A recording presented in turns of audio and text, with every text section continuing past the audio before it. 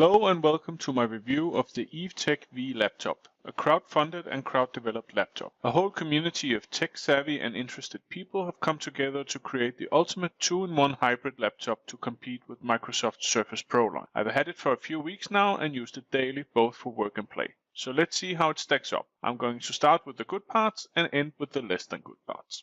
It really feels like the team behind the laptop have thought long and hard on how to make it. They have communicated with their community members over the years with regards to hardware configurations and the style of the laptop, and I feel they've pulled off the style and quality perfect. It feels great, robust, and with attention to detail. The materials chosen feel great, from the soft Alcantara leather on the keyboard and the great glass touchpad to the metal finish of the laptop case. It is not flashy and is not supposed to be. It comes with enough ports to cover most uses. On the back behind the kickstand is the micro SD slot. It's nicely hidden away there.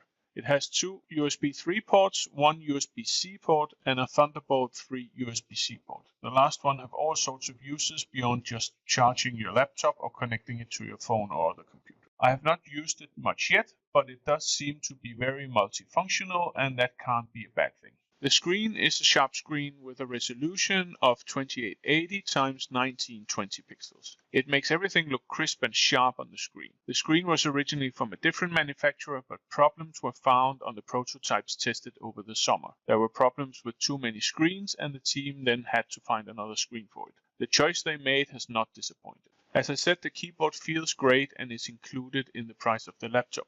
Unlike the Surface Pros. It is lined with leather that is soft to the touch, and the keys are nice to type on, and the touchpad rivals that of my MacBook Pro, especially on the most sensitive setting. It is backlit, and you can change the color and intensity with the touch of a key. It is also wireless and can connect to the laptop through Bluetooth, so it can be disconnected from the screen and still function. It is easy to do and works very well. I have not used the stylus and pen much yet, but it feels like a quality pen, and so far I've not had any problems with it while testing. Though I never really use a pen or stylus, so I have very little to compare it to.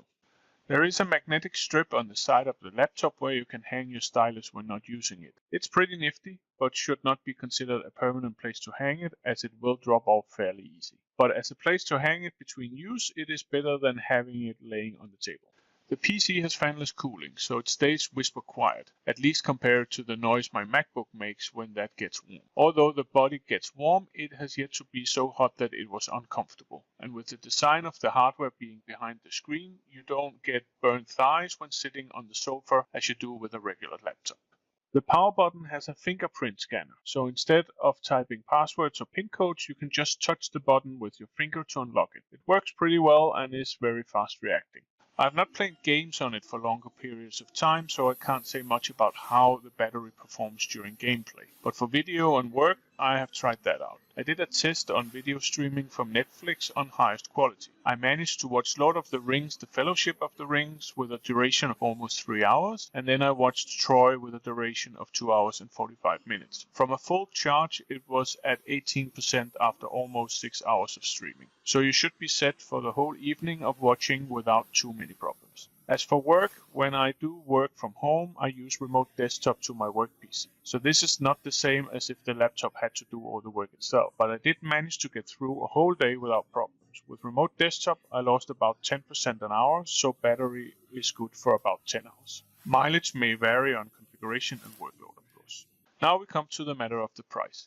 It is not cheap by any measure, but then again neither are any of its other high-end competitors. It is, however, much cheaper than the latest Surface Pro of the same configuration. For example, mine, which is the top model, cost me $1,500 during the campaign, and the sales price at the moment for this one is about $1,600.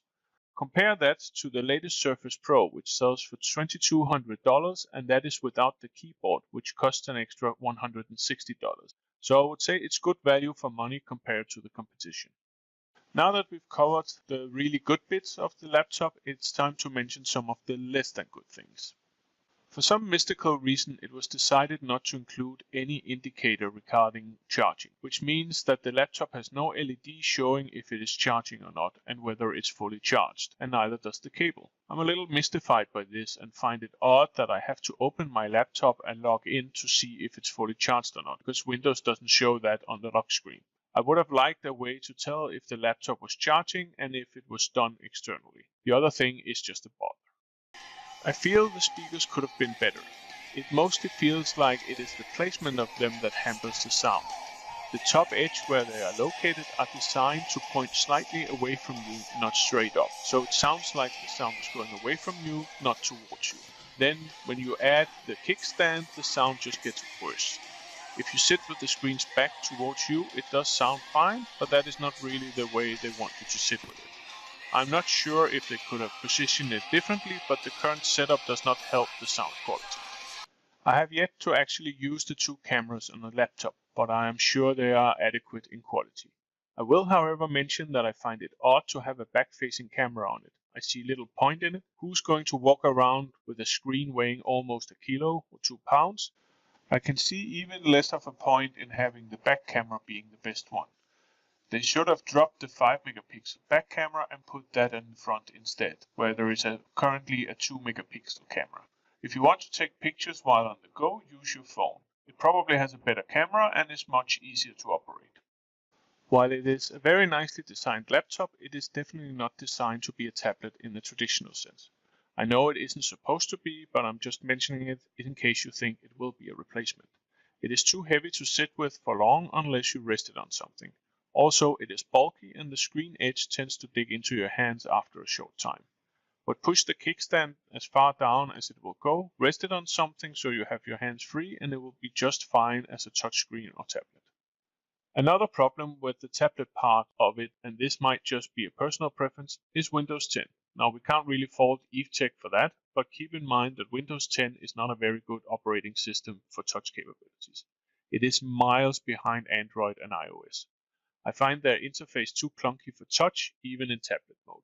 Also, it's not helped by that many programs are simply not built for touch commands and gestures. If you want to use the tablet mode for browsing, for example, then use Edge as a browser, as it is much better for this purpose on this laptop than Chrome or Vivaldi, which is my preferred Windows browser. Now, the previous points can be considered minor, and they certainly are to me. I can live with them, and most are either through no fault of theirs and otherwise just different design decisions that I would have made. Now, I would like to mention a rather bad point which has hit my laptop. I know it is not just me who've had these issues, but I also know it's a minority that are affected. After a bit of use, I found that my laptop was often drained from battery during the night or periods where I wasn't using it. It seems that on some laptops it is awakened from sleep and kept active at random times. But once it goes active, it will not go to sleep again until I actually do something. So I could put it to sleep at night and then in the morning it would be completely drained. Checking the battery report and the sleep study reports that can be produced by Windows in the command prompt showed that it would often awaken from standby because of screen input even though I was nowhere near it. I have communicated with people on the community forums and have a help desk report ongoing. The team is now working on a BIOS update that should hopefully fix the issue. I'm keeping my fingers crossed as this is a very annoying issue for the people affected by this.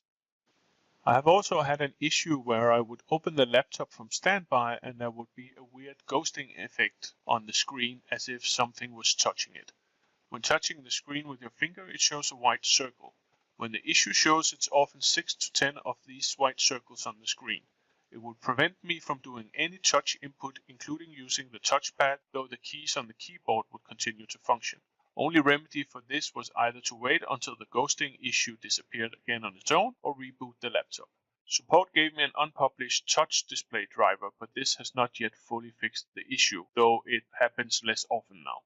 I am hoping that they will soon have these issues fixed. Is this the perfect laptop? Of course not. Nothing in this world is, but it is a damn good one and at a reasonable price too. It performs well, which is to be expected from a configuration I have in mind.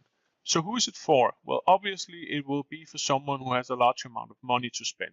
Even though it is cheaper than its competitors, it's not cheap. It is not a gaming laptop, however. The integrated graphics card will have trouble with any game that relies on graphics. Someone asked me if I could run Dota 2 on it, which it does seem to do okay, though I didn't really play further than the tutorial. It does okay with games like Football Manager, which is mostly CPU intensive, and indie games like Tyranny, which runs okay on it. I did try playing State of Decay, which is a few years old, on it on medium settings and struggled to do that. In most cases, my 4-year-old MacBook runs better with the same games, as the graphics card in that one is much better. If you really want to, I guess you can attach a graphics accelerator to it through the Thunderbolt port. But as a work or study PC, it performs great. It is responsive and feels powerful enough that you don't feel restricted. I am very happy with mine despite the issue it has, as I am very sure that they will get fixed by what I can only describe as a very dedicated team and community. It has been a long wait, but it has certainly been worth it. So there you have it, my rather long-winded review of the EV laptop. I hope you enjoyed it, and if you did, please like and subscribe to the channel, and feel free to look at some of my other videos. Thanks for watching, and have a great evening.